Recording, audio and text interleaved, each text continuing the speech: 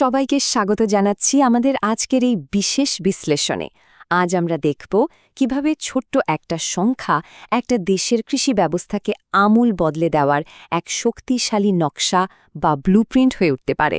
তো চলুন আর দেরি না করে সরাসরি ঢুকে পড়া যাক আজকের মূল আলোচনায়। স্ক্রিনের এই সংখ্যাটার দিকে একবার তাকান। 0.61 হেক্টর। দেখতে তো খুবই সাধারণ একটা সংখ্যা মনে হচ্ছে, তাই না? কিন্তু এর পেছনেই লুকিয়ে আছে বিশ্বের সবচেয়ে জনবহুল দুটো দেশের ভাগ্য পরিবর্তনের এক অসাধারণ গল্প। এই সংখ্যাটাই আমাদের আজকের আলোচনার একদম কেন্দ্রে। ব্যাপারটা কিন্তু এখানেই দারুণ মজার। দেখুন, ১৯৭০-এর দশকের শেষের দিকে চীনে একটা গড় খামারের সাইজ ছিল ঠিক 0.61 হেক্টর। আর অবিশ্বাস্য ব্যাপার হলো আজকের বাংলাদেশেও গড় খামারের আকার ঠিক একই, 0.61 হেক্টর।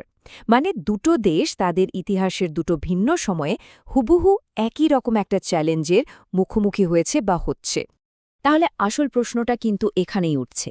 একই জায়গা থেকে যাত্রা শুরু করে একটা দেশ কিভাবে রীতিমতো একটা খাদ্য সাম্রাজ্য গড়ে তুলল, আর অন্য দেশটি কেন একটা স্ট্যাগনেশন ট্র্যাপ বা স্থিবিরতার চক্রে আটকে আছে বলে মনে হচ্ছে? চীনের এই কৃষি মডেল থেকে বাংলাদেশের জন্য শিক্ষণীয় কি থাকতে পারে? চলুন উত্তরটা খোঁজার চেষ্টা করা যাক। তো এই বিশাল পরিবর্তনের গল্পের প্রথম অধ্যায়টা শুরু হয়েছিল ভূমি ব্যবস্থা দিয়ে, যাকে বলা যেতে পারে জমির তালা খোলার গল্প। একটা খুব সাধারণ আইডিয়া, অথচ সেটাই কি না একটা বিপ্লবের জন্ম দিয়ে দিল। চলুন দেখি কিভাবে। এই বিপ্লবের মূলে ছিল হাউসহোল্ড রেসপন্সিবিলিটি সিস্টেম বা HRS। এর পেছনের আইডিয়াটা ছিল একদম সহজ কিন্তু অসাধারণ। বলা হলো জমির মালিকানা রাষ্ট্রেরই থাক, কিন্তু প্রত্যেকটা পরিবারকে জমি ব্যবস্থাপনার অধিকার দেয়া হোক। আর আসল চমকটা ছিল এখানে, রাষ্ট্রের দেওয়া লক্ষ্যমাত্রা পূরণ করার পর বাকি যা ফসল ফলবে তার পুরোটাই কৃষকের। আর এই একটা মাত্র পরিবর্তন পরিশ্রম আর পুরস্কারের মধ্যে হারিয়ে যাওয়া সম্পর্কটাকে আবার জোড়া লাগিয়ে দিল। ফলনে রীতিমতো একটা বিস্ফোরণ ঘটাল। এই ধারণাটা কিন্তু এক জায়গায় থেমে থাকেনি, বরং সময়ের সাথে সাথে এটা আরও পরিণত হয়েছে।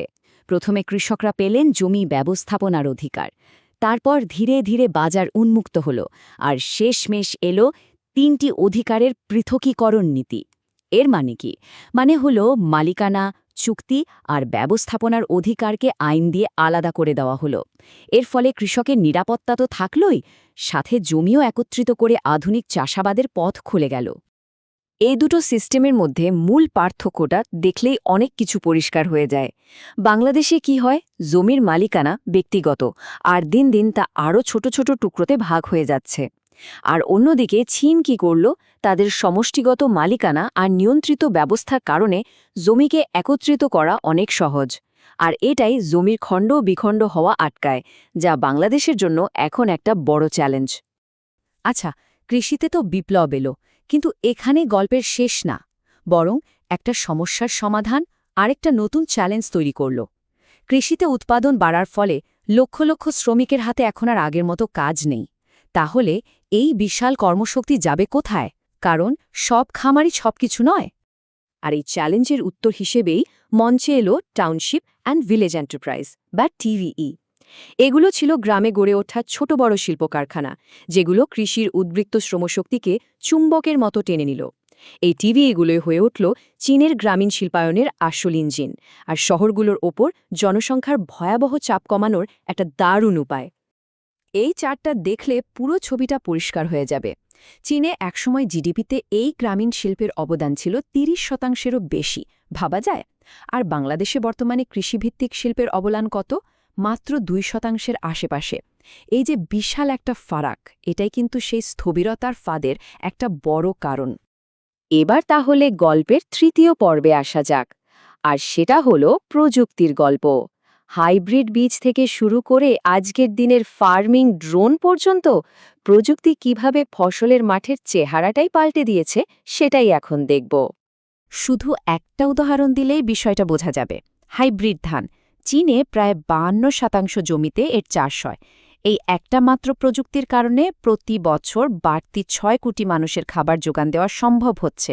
আর বাংলাদেশে এই হারটা মাত্র 7%-এর মতো। প্রযুক্তির ব্যবহারে এই ব্যবধানটা কিন্তু বিশাল। কিন্তু প্রশ্ন হল, এই ফারাকটা কেন? কারণগুলো কিন্তু খুবই বাস্তব। যেমন ধরুন, আমাদের এখানকার মানুষের খাওয়ার রুচি, তারা চিরাচরিত চালের স্বাদটাই বেশি পছন্দ করেন।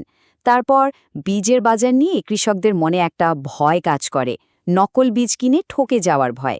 আবার হাইব্রিড চাষে যে নিখুঁত যত্ন আর ব্যবস্থাপনা লাগে, সেটাও একটা বড় ব্যাপার। তার মানে শুধু প্রযুক্তি থাকলেই হবে না, তাকে স্থানীয় বাস্তবতার সাথেও মানিয়ে নিতে হবে। তবে আশার কথা হলো প্রযুক্তির পরবর্তী ধাপটা কিন্তু আরও আধুনিক। স্মার্ট এগ্রিকালচার বা বুদ্ধিদীপ্ত কৃষি। এখানে কৃত্রিম বুদ্ধিমত্তা, ড্রোন আর প্রিসিশন ন্যাভিগেশনের মতো প্রযুক্তি ব্যবহার করে আগের অনেক বাধাই এখন টপকে যাওয়া সম্ভব হচ্ছে।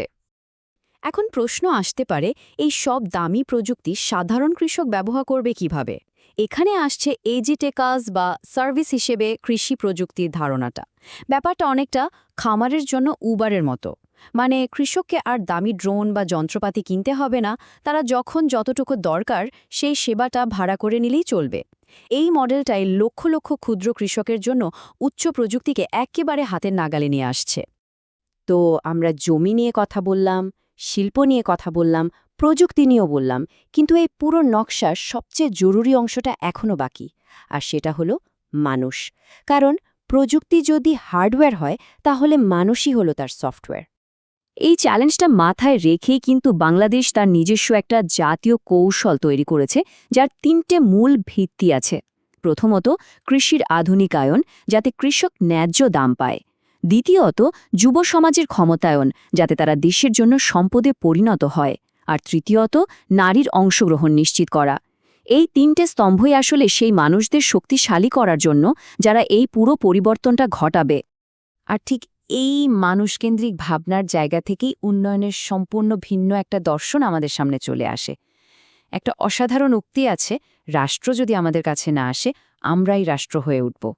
এই কথাটা আমাদের আজকের আলোচনার একদম শেষ এবং সবচেয়ে গুরুত্বপূর্ণ প্রশ্নটার জন্ম দেয়। তাহলে উন্নয়নের পথ আসলে কোনটা?